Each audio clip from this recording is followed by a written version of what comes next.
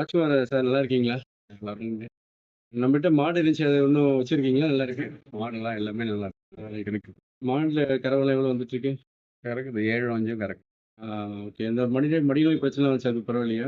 அதெல்லாம் பரவால்ல. இல்ல நம்ம முன்னாடி ஒரு ஸ்ப்ரே குடுத்தோமே மடிநோய் தடுக்கிறதுக்கு அது அதெல்லாம் யூஸ் பண்றீங்களா? பயன்படுத்திட்டு தான் இருக்கோம். கறந்ததுக்கு அப்புறம்? பயன்படுத்திட்டு தான் இருக்கோம். ஆ சரிண்ணே. இது நம்ப நெல்லு கொஞ்சம் பயிரிடுறீங்கல்ல?